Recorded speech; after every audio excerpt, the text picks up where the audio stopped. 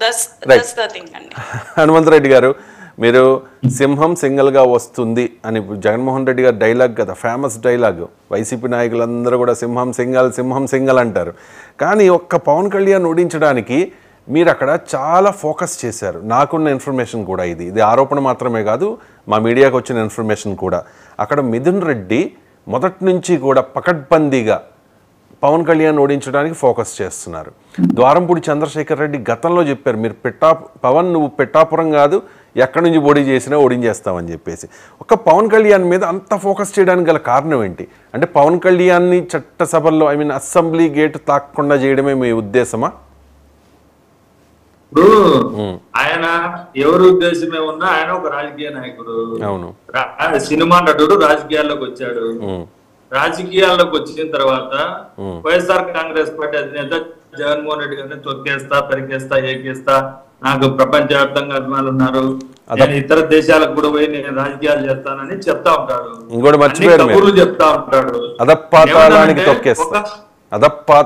తొక్కేస్తా, అది famous dialogue. అదే అధపాతాళానికి తొక్కేస్తా అన్నవాడు గతంలో 2019 ఎలక్షన్ల ముందర చంద్రబాబు నాయుడు గారు అత్యంత అవినీతిపరుడు, మా అమ్మని తిట్టించాడు, నా భార్య నన్ను తిట్టించాడు, ఈ విధంగా నా గుండు కొట్టించాడని ప్రచారం చేశారన్న చంద్రబాబు నాయుడు గారితో కలిసి పిఠాపురంలో 2019 ఎలక్షన్లప్పుడు జనసేన పార్టీ తరఫున ఎవరైతే పోటీ చేస్తున్నారో వాళ్ళని గెలిపించడానికి తెలుగుదేశం పార్టీ ఎమ్మెల్యే అయినట్టు వర్మ పేకాట క్లబ్బులు అమ్మాయిలను సరఫరా చేస్తా ఉంటాడు. ఇటువంటి వాణితోనా మీరు ఎమ్మెల్యేగా గెలిపించొద్దు, జనసేన పార్టీ నాయకుడిని గెలిపించమని ఆ రోజు 2019 ఎలక్షన్ లో ప్రచారం చేశాడు.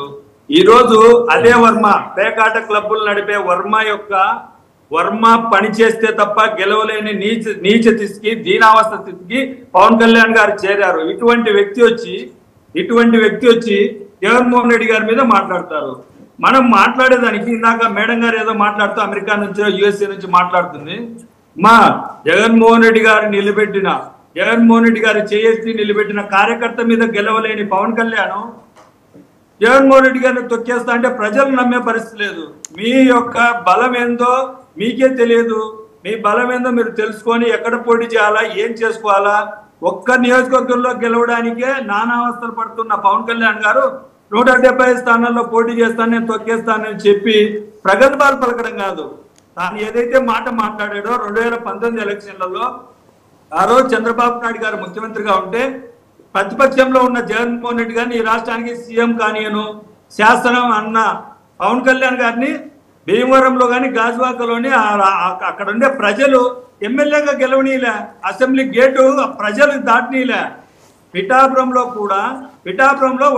జనసేన తరపు నుంచి పోటీ చేస్తున్నాడు పవన్ కళ్యాణ్ గారు, వైఎస్ఆర్ కాంగ్రెస్ పార్టీ తరఫున పోటీ చేస్తున్న వంగా గీత గారు. ఖచ్చితంగా మా అభ్యర్థిని గెలిపించుకోవాలనే ఆలోచన మా దగ్గర ఉంటుంది. దాంట్లో ఎటువంటి బలిపశువుని చేస్తున్నారంట. అదే ఇప్పుడు గతంలో కూడా భీమవరంలో గాజువాకలో బలిపశువులు ఎవరయ్యారో అందరికీ తెలుసు. పవన్ కళ్యాణ్ గారికి తన బలం ఏంటో తనకు తెలుసు కదా. 170 నియోజకవర్గాల్లో జగన్మోహన్ రెడ్డి గారిని ఓడగొట్టేంత బలం ఉంది కదా. ఎందుకు తిరగలేకున్నాడు?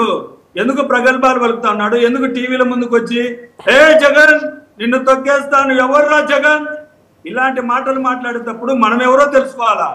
ఒక సినిమా నటుడిగా నీకున్న అర్హత అంతకంటే వేరే ఏమైనా ఉందా?